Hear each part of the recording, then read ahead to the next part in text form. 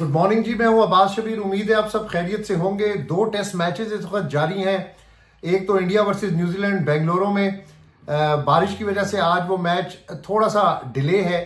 और दूसरा मैच पाकिस्तान और इंग्लैंड के दरमियान मुल्तान में दूसरा टेस्ट, जहां पर ना तो बाबर आजम है, ना शाहीन आफरीदी है, ना नसीम शाह है। एक नई टीम के साथ पाकिस्तान मैदान के अंदर उतरा है। पुराने जो बैगेजेस हैं उनको पाकिस्तान टीम ने इस बार कैरी नहीं किया। बेशक बहुत ज्यादा तनकीद की जा रही है साबिक टेस्ट क्रिकेटर्स की तरफ से कि बाबर आजम को टीम से क्यों निकाला, बाबर को क्यों निकाला।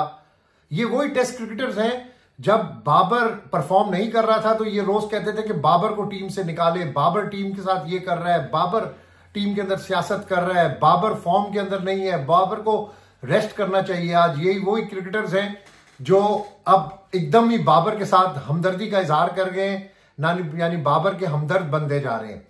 तो ये थोड़ा सा डबल पॉलिसी है यहां पर क्रिकेटर्स की। कभी ये परफॉर्मेंस बेस्ड बात करके प्रेशर डालते हैं क्रिकेट बोर्ड के ऊपर कि इस खिलाड़ी को रखें, इस खिलाड़ी को निकालें। और जब क्रिकेट बोर्ड अहम और बड़े फैसले पाकिस्तान क्रिकेट की बेहतरी के लिए करता है, बिलाशुबा बाबर आजम को टीम से निकालने का यानी रेस्ट देने का फैसला बहुत बड़ा फैसला है, बहुत मुश्किल फैसला है। क्योंकि बाबर आजम टीम के कप्तान रहे हैं और बाबर आजम पाकिस्तान के हीरो हैं। बाबर आजम की जो इंडिविजुअल परफॉर्मेंस है, जो अपनी जात के लिए वो हमेशा क्रिकेट खेलते हैं, उसमें बाबर का कोई सानी नहीं है। और जहां तक मैच विनिंग प्लेयर की बात की जाए तो बाबर मैच विनिंग प्लेयर नहीं है। बाबर ने हमेशा अपनी जात के लिए स्कोर किए हैं। बाबर ने पाकिस्तान को कोई बड़ा मैच नहीं जितवाया।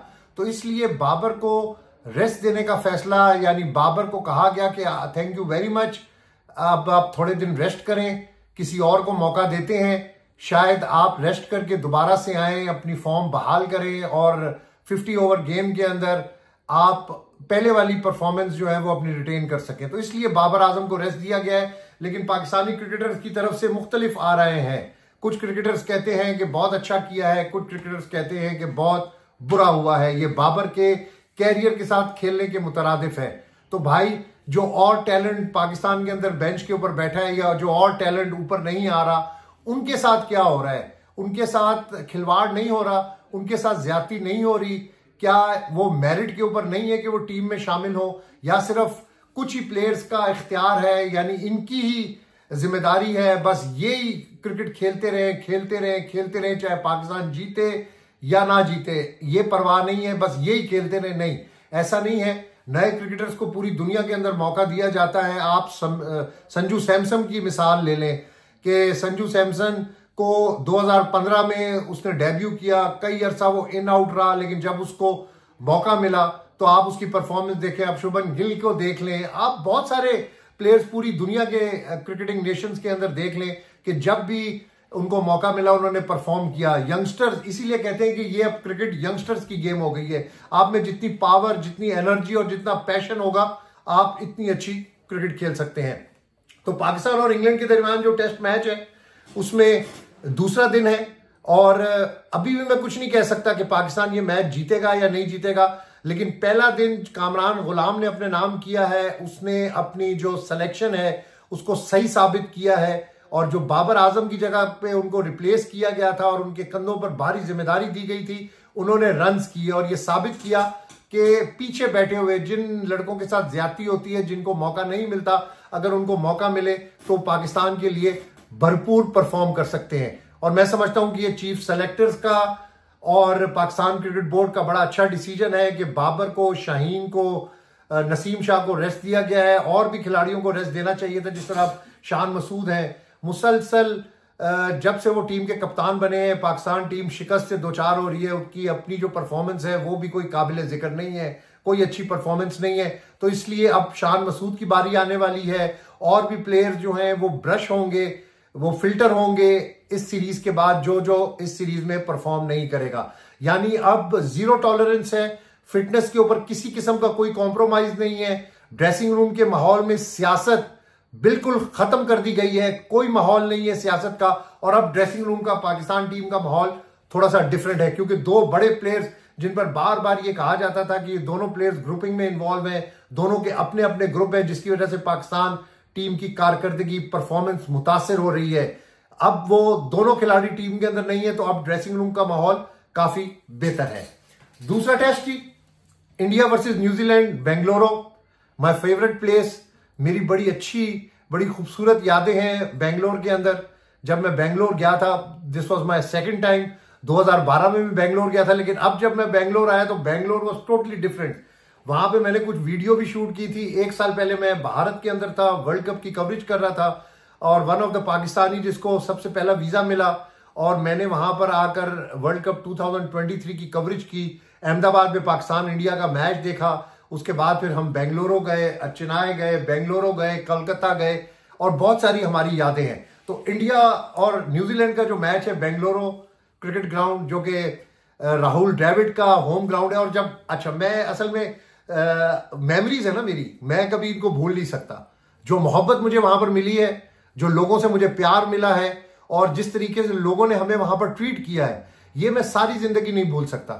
क्योंकि जो चीज पॉजिटिव है उसको हमेशा पॉजिटिव कहना चाहिए, जो पॉजिटिव चीज है उसको पॉजिटिव दिखाना चाहिए। तो मैंने इंडिया के अंदर बहुत सारी पॉजिटिव चीजें दिखाई, और मुझे लोगों ने बड़ा अप्रिशिएट किया, ना सिर्फ पाकिस्तान में बल्कि लोगों ने मेरे से आके पूछा कि यार इंडिया के अंदर क्या क्या है। तो आज दिन तक जब भी इंडिया का जिक्र आता है तो हम वो स्टोरीज अपने दोस्तों को सुनाते हैं। वो जो हमने लाइव चीजें देखी हैं, जो हमने विटनेस किया है, वो हम अपने दोस्तों तक पहुंचाते हैं। तो बेंगलुरु का जिक्र आया क्योंकि इंडिया और न्यूजीलैंड का मैच बेंगलुरु में है, और बारिश है आज बेंगलुरु में। मेरी अभी बेंगलुरु में एक दोस्त से बात हुई, तो उन्होंने कहा कि यहाँ पर तो बारिश है और मुमकिन है कि मैच आज डिले होगा।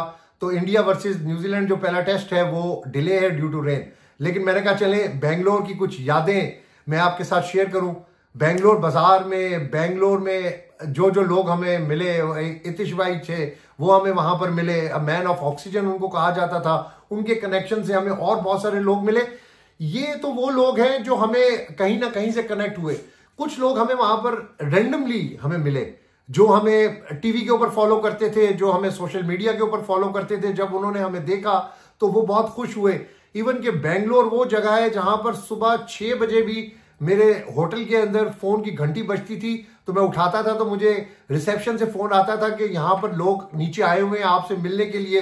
कोई मोहब्बत भरी मिठाई लेकर आता था, कोई टी शर्ट लेकर आता था। मुझे वहां पर एक भाई हैं, उन्होंने धोनी की जो टी शर्ट है येलो कलर की, चेन्नई सुपर किंग्स की, वो भी उन्होंने मुझे गिफ्ट की।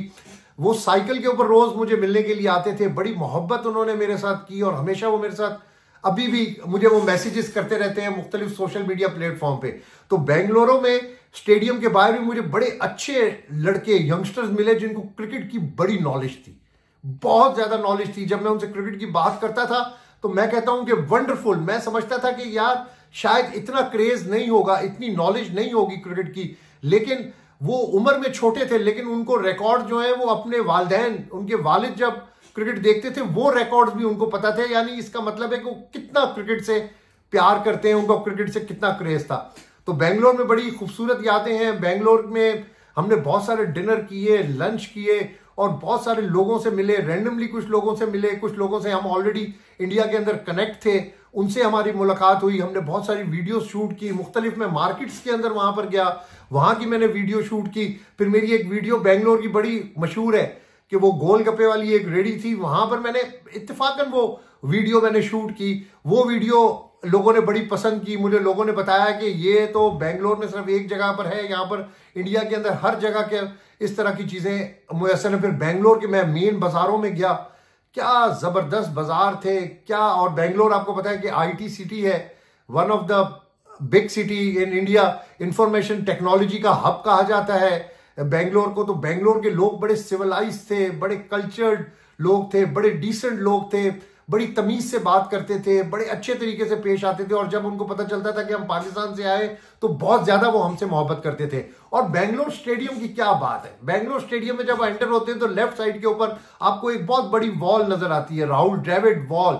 उसके ऊपर राहुल द्रविड़ का टोटल कैरियर जो है वो वहां पर एक प्लेट के अंदर पूरा एक वॉल बनाया गया है और उसके ऊपर उसको लगाया गया। अच्छा, भारत के अंदर ये बड़ी खूबसूरत बात है कि आप जिस भी स्टेडियम के अंदर जाते हैं तो वहां पर आपको बड़े बड़े जो रिकॉर्ड्स होल्डर उस ग्राउंड के होते हैं, चाहे वो पाकिस्तान से हो, चाहे वो ऑस्ट्रेलिया से हो, चाहे वो इंडिया से हो, बांग्लादेश से, किसी भी मुल्क से हो, उनके रिकॉर्ड्स उन्होंने बहुत बड़े बड़े वॉल्स के अंदर लगा के रखे हुए हैं। कोलकाता ग्राउंड के अंदर आप देख लें, पूरी वॉल उन्होंने बनाई है जिसमें पाकिस्तान टीम जो कोलकाता के अंदर सईद अनवर ने जो रिकॉर्ड बनाया था और जो मैचेस जीते थे कोलकाता में, वहां पर भी रिकॉर्ड उन्होंने वो लगाए हुए हैं, वॉल पूरी बनाई हुई है, एक हिस्ट्री क्रिएट की हुई है।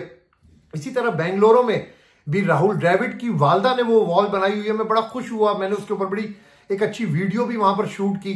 तो बेंगलोर का जो क्रिकेट ग्राउंड है वो दुनिया के बड़े जबरदस्त ग्राउंड्स के अंदर उसका शुमार होता है।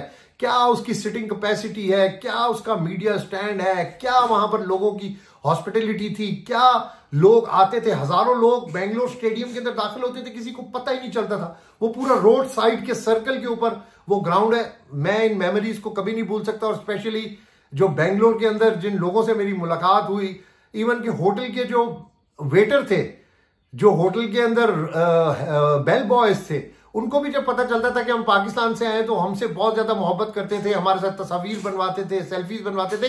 तो बेंगलोर की विकेट जो है वो इंडिया के लिए बड़ी साजगार होगी। इंडिया का होम ग्राउंड है और बेंगलोर के अंदर जो टेस्ट रिकॉर्ड है उसमें इंडिया बहुत आगे है। बल्कि अपनी जो होम सीरीज है, हमेशा से इंडिया को कोई भी कंट्री विजिट करती है तो इंडिया उनको गिराता है, उनको नहीं जीतने देता। ये कंपैरिजन है पाकिस्तान और इंडिया का। दूसरी तरफ पाकिस्तान में जो भी टीम आती है, जिस तरह अभी बांग्लादेश आई, पाकिस्तान को इबरतनाक शिकस्त हुई, अभी इंग्लैंड आई, पाकिस्तान को इबरतनाक शिकस्त हुई। अब पाकिस्तान और इंडिया क्रिकेट को हम बार बार कंपेयर क्यों करते हैं? क्योंकि हमारे सब कॉन्टिनेंट की हमारी नेबरहुड कंट्री की टीम है। आप पाकिस्तान की टीम देखें कि कितना तजब्बुब का शिकार है, टीम के अंदर कोई डिसिप्लिन नहीं है, टीम अभी तक तैयार नहीं हो पा रही है, टीम के अंदर अभी तक ओपनिंग का, फर्स्ट डाउन का, सेकंड डाउन का मसला है। दूसरी तरफ हम दूसरी टीमों को देखते हैं, अफगानिस्तान को देख लें, बांग्लादेश को देख लें, श्रीलंका को देख लें, वेस्ट इंडीज को देख लें, अब इंडिया को देख लें। उनकी टीम के अंदर कितना डिसिप्लिन है, उनकी टीमें कई टूर्नामेंट्स अनाउंस होने से पहले ही तैयार हो जाती हैं। लेकिन पाकिस्तान में बिल्कुल ऐसा नहीं है। पाकिस्तान की टीम 48 घंटे पहले मुल्तान टेस्ट की टीम जो है वो अनाउंस की गई, क्योंकि पाकिस्तान में थोड़ा सा फिटनेस का, प्लेयर्स का प्रॉब्लम है, थोड़ा सा डिसिप्लिन का प्रॉब्लम है और बहुत सारे मसाइल हैं, जिसकी वजह से अब दोबारा से हम उस ट्रैक के ऊपर जा रहे हैं जिस ट्रैक के ऊपर हमें चढ़ना चाहिए था। और होप फॉर द बेस्ट कि पाकिस्तान टीम अपना खोया हुआ मकाम, जिस तरह क्रिकेट के अंदर पाकिस्तान पहले एक नाम था पाकिस्तान क्रिकेट का, वो नाम वापस लेगी। और जो बाबर आजम के हवाले से बातें हो रही हैं, मैं उसको क्लियर करना चाहूं कि बाबर आजम को रेस्ट दिया गया है, बाबर आजम को थैंक यू किया कहा गया है और बाबर आजम को कहा गया है कि अपनी फॉर्म को वापस लेकर आए, डोमेस्टिक क्रिकेट खेलें, फिटनेस टेस्ट दें और टीम के अंदर वापसी का दरवाजा अपना खोलें। इसके अलावा there is no another way. कोई सिफारिश नहीं है, कोई पर्ची नहीं है, परफॉर्मेंस बेस्ड टीम सेलेक्ट होगी और 100% परफॉर्मेंस बेस्ड खिलाड़ियों को सिलेक्ट किया जाएगा। इसके अलावा किसी खिलाड़ी को मौका नहीं दिया जाएगा कि उसकी लाइकिंग है, उसकी डिसलाइकिंग है। लाइकिंग डिसलाइकिंग के ऊपर अब पाकिस्तान टीम नहीं बनेगी। तो इसलिए मैं ये अपना वो पेशेंगोई कर रहा हूं, प्रिडिक्ट कर रहा हूं कि hope for the best Pakistan team आइंदा दिनों में आपको एक डिफरेंट शेप के अंदर नजर आएगी। मेरी नजर से एक बहुत बड़ी खबर गुजरी है। मैं वो खबर आपके साथ इसलिए शेयर करना चाहता हूं कि मुझे उस खबर की मंतक समझ नहीं आई। ACC men's T20 emerging team जो कि एशिया कप के लिए है, उसमें पाकिस्तान शाहीन्स के जो कप्तान है मोहम्मद हारिस, उन्होंने कहा है कि भाई उनकी स्टेटमेंट है, ये उनकी स्टेटमेंट है।